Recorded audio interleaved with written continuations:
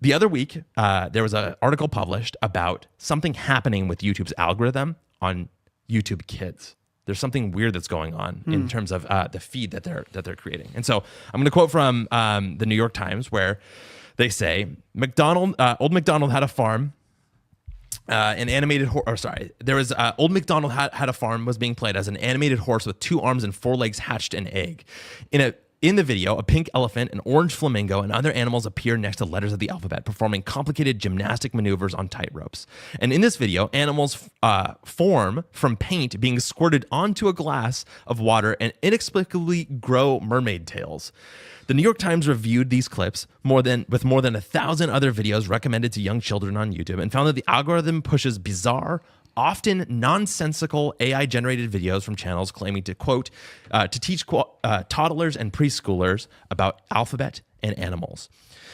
In some videos, animals and people have warped faces or extra body parts. Often, the videos contain garbled text. Most clips have incoherent narratives, some riddled with misinformation, and none are longer than about 30 seconds, allowing little time to develop ideas, plots, or any sense of repetition that is often necessary for learning. Now produced with the help of readily available artificial intelligence tools and online tutorials, many of these videos have millions of views and counting, with channels churning out these videos at a rapid rate, sometimes even multiple times a day. Many of the YouTube accounts producing AI-generated videos, reviewed by The Times, specifically target the youngest of viewers and their parents, marketing their channels as educational as opposed to entertainment. Creators are profiting off this content with little oversight from YouTube.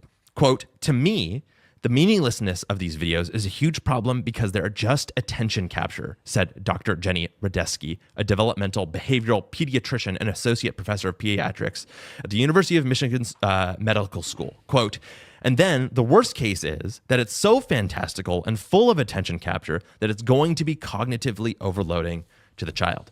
So more and more, the New York Times found that all of this AI slop content was being pushed into the YouTube Kids feeds and overwhelming the amount of things that they were seeing. And so I'm curious about what your reaction is, Benji, as someone who has a deep relation to the kind of the YouTube Kids app and understands it very well, but also someone who's connected to the creators, the creator economy, and the whole thing that's going on with AI. So it makes me think of when YouTube Kids first came out, and there was already kids content on YouTube, but the YouTube Kids app made it so that younger kids didn't have to use their parents' account, and it was just like appropriate. It was assumed to be safe, and it was made for kids. The YouTube Kids app. Okay, so I knew creators and channels, and like really big ones, like some of the biggest ones that had like 1 billion views on one video. Okay, and they had a complaint in like the early years of YouTube Kids app, because before there was AI slop, there was called factory slop. Whoa, really? I just made up that term okay. because the real term that was being used was not appropriate. Okay, it's not PC. Okay. Factory slop is where they were creating these studios are basically just factories for kids content. They were using, software to create it. So it's completely done off of software. And you could say like, it was almost like, when someone's using CGI on a movie, right? Yeah. And when it's bad, it's like kind of cringe. Totally. But for a kid, they don't know the difference. Yes. And as long as it keeps you entertained. So what was happening is not only were they pumping out tons of videos because they're like, hey, this one video might not work, but like if we switch it up a little bit, maybe put like, sometimes they'll put 3 or 4 videos in a different sequence and then put a different title and different thing. And so the proper studios, I want to say the proper studios, the ones where like they cared about the well-being of the kids, or they cared about the art, or they really didn't want to just like create different versions of one video. They just make the one video and they deliver it to their subscribers or to other kids that are watching and just hope that it would be good for them. In a way, they're like, they didn't even hope. They knew it would be good because they took the time to create quality content. But this factory slop was winning the battle just because it was all being done with technology, and they didn't care about the quality. They cared about the quantity. And they were just tapping into this like this almost addiction that a kid would have without the supervision of a parent.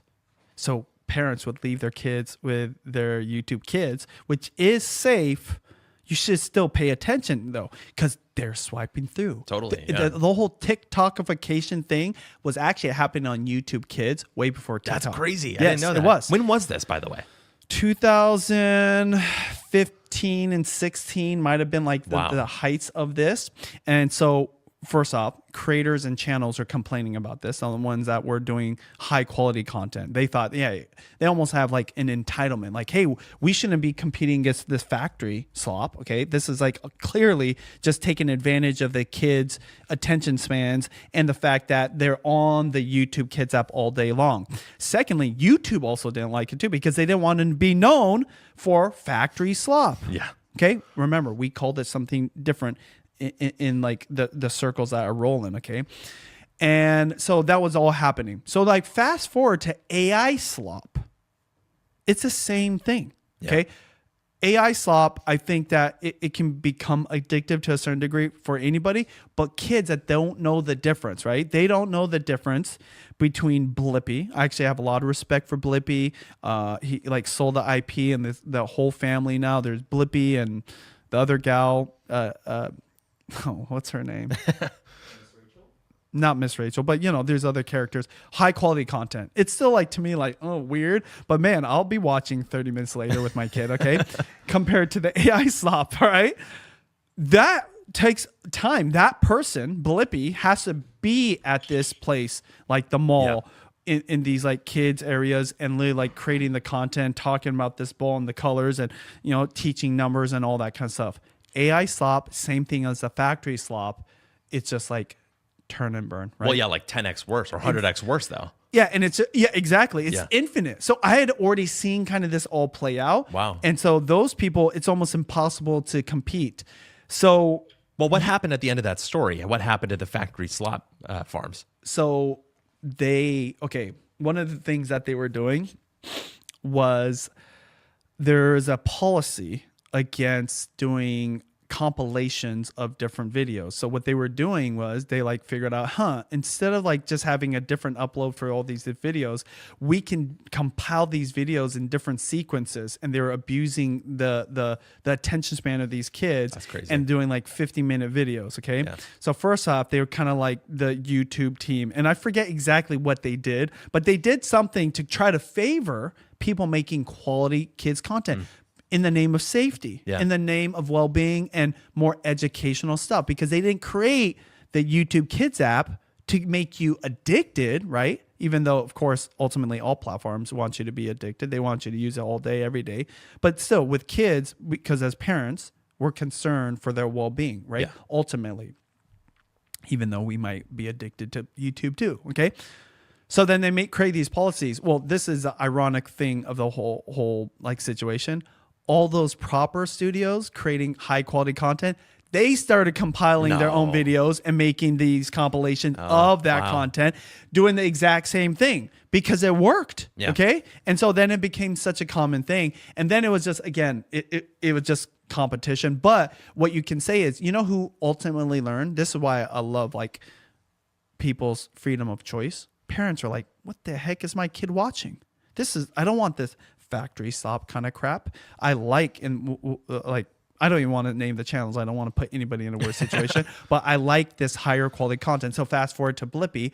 Funny, I wasn't like a big fan of Blippi, but then when I saw the AI slop, I'm like Blippi all day. I'm like typing in Blippi. I'm looking for Miss Rachel, like that kind of stuff. I want my kid to watch. I don't want this AI slop. So it happened with the parent. In fact, that was one of the things, like even YouTube said, hey, we can only protect your kids so much. It's up to you to do it. And so they built in tools to let you guess what you do. What do you call it? Like you like turn off the notifications of certain channels. Oh, interesting. So like you mute them. You mute them. So as a parent, you can mute all these channels. Wow. I think just like over time to like we can tell what these guys are doing to my kids. So that's what's happening. So this was kind of interesting that you even bring this up. When I see what's happening with AI slop just in general on Instagram, on TikTok, obviously on Sora, it's 100%. And even on YouTube, you're starting to see it more and more. And even like not AI slop directly, but just like AI created content, including our thumbnail. It's funny. Our thumbnail sometimes when we use AI is like borderline, nah. But Like we still use it a little bit. I'll never get it to the point where it's like clearly made by AI. Okay. Yeah. But the point I'm trying to make is I've already seen this story play out. So number one, the creators are going to complain, and they are complaining. They're like, yo, my views are going down. They might not even know what's going on. That's why I'm yelling. I'm like, you guys, AI is part of the problem, right? You have to figure out what are you going to do different. Secondly, the platforms realize, we wanted people to use AI and everything, right? We know it's being used, but like it's pushing out our creators. Yeah. They're changing their business model. This story that we just talked about, yes. This business is like, yo, we're not even gonna play the Google game no more. We're playing our whole new game. Maybe they make less money. Maybe they make more money. But the point is like, we can't live in that space anymore. And then finally, the viewer decides, I don't want this AI slop. Have you ever gone in a rabbit hole and just watched AI slop for an hour? You can be honest with me. Not AI slop, no. But I mean, short form content, I will fall into a rabbit hole. But if you had to guess, how good would you feel after watching a whole hour of AI slop? No, just terrible. Horrible. Yeah, it's like eating. Would you keep feeling horrible, or would you make a decision to either get off or watch something else? Well, it depends on how much self-control I have at that point in time. I mean, honestly. But what I'm saying is, after 2 days of it, 3 days of it. When I would get to the point where I was self-aware, I would much rather choose to go in a different direction. Actually, honestly, that's why I deleted all of the short-form apps off of my phone for a long period of time. I turned off YouTube Shorts on my home feed. Yeah. Because of it. Because even today, they snuck shorts into my home feed. It's crazy. I clicked on it because I've been doing fried chicken lately, and I've been like keen on thing. I didn't even think about it. I wasn't even conscious about it because I took it off my home feed. It snuck in there. I hit it, and then like it was only like 5 minutes later. I'm like, why am I watching YouTube Shorts? How did I even end up here? So then when you exit out, it shows you where you started. Yeah. It was a short have fun. Now that's proper shorts, okay? So you put the AI slop, which again, going back to the story about kids, will literally just feed you, no pun intended, the exact thing that you want. Yeah. It's even more entrancing. And that's just what's scary about like AI taking the world. AI taking over the world. You know the most dystopian thing that I think is actual truthful is this. It's not them taking over the internet or breaching someone's security or your money or taking over like missiles and nukes for countries. No, it's literally just creating so much AI slop that you don't think is slop. It's just like so good because it's exactly what you want to watch. And you're just like, I can't stop. Okay. Yeah. And then that's how they control you. This is propaganda 101. Okay. They just get into, okay. So the big takeaway for me is you have to go longer. You have to do live streams. You have to create the type of content that's clearly opposite of the AI slop game and environment, because after you become self-aware that I'm watching too much AI slop, not saying that you do, but if you did, you watch something different. Now, in your case, you're deleting the platforms, but do you ever turn on the TV? Do you ever like watch a movie? Do you ever watch a documentary or sports commentary? Of course. Your sports commentary, does it come from AI slop or like an actual commenter? An actual human being. Actual human being. Let me ask you, how long are these shows sometimes? Oh, geez. I mean, they can be dozens of hours sometimes. Dozens of hours. But like, just take one show. An average one would be like, I don't know, like 20 minutes, 40 minutes. And it just starts there. Yeah. Okay. And for AI to create a 20 minutes thing in real time, remember the other thing I said earlier today? I was like, the thing that makes YouTube unique, and set aside the AI slop and short form, is that you make content today about today for someone that wants today's new piece of content. And right now as a creator, like you can do that. And in fact, that's like even today, we did a live stream cooking in my kitchen. And I was making this comment like, I've become so busy. It is harder for me with the other things I'm starting, other things I'm planning. I've got the big creator event coming up for me to vlog, even the new vlog method. But you know what I love about live streaming? I can just do it. I can just talk to the people. And it's, just starting out. It's not as many views as like some of my viral Costco videos, but that's how it is when you start anything new. Point is this, I can do it in an instant. And I can go live for a whole hour. Yeah. And that is what AI cannot do. So I'm trying to find people after the AI slop exit. Okay. And this is a thing, because AI slop is so addictive. This is a sad truth. Short form creators have to play that game and make their stuff addictive too. So you fall in the same umbrella of addictive type of content because you are competing against them and you're competing against everybody else. And so for me, it's like, what is opposite? More laid back, more casual, more relatable, more relaxed, longer, right? Not as produced. Literally, I mean, I give Nuclear a lot of credit. He's like the greatest live stream producer I know, at least, right? But he ain't doing a lot of like editing and it's funny. Once in a while, he was throwing like an applause or whatever, and everyone's like, "Oh my god, that's funny." The kids love it. But generally speaking, it's just me. It's literally just me and my cooking, and there's not a lot of pizzazz there. So anything fancy we do is like with Ecamm Live, the software, but it has nothing to do with like addictive type of content. It's the opposite. So when I hear about this, I just went on a long rant about like the whole history of this type of content. That's where technology was used. AI is just like a better version of technology. They were like, when I say they were, these factory studios were doing this 10 years ago. They just weren't using AI. They were just using the tools to be able to pump out quantity. And that's why now when I see that, you know, in a matter of like, in 10 minutes, I can take something like Sora.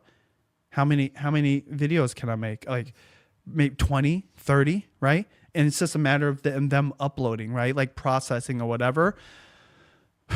It's like game over. So don't play that game. You got to play a new game and play different rules and not compete against that. All that will just eat itself alive and just kind of like become this thing that, sometimes you go and entertain or whatever. But here, this is real. And this is why I think even in-person events are even more important to people more than ever.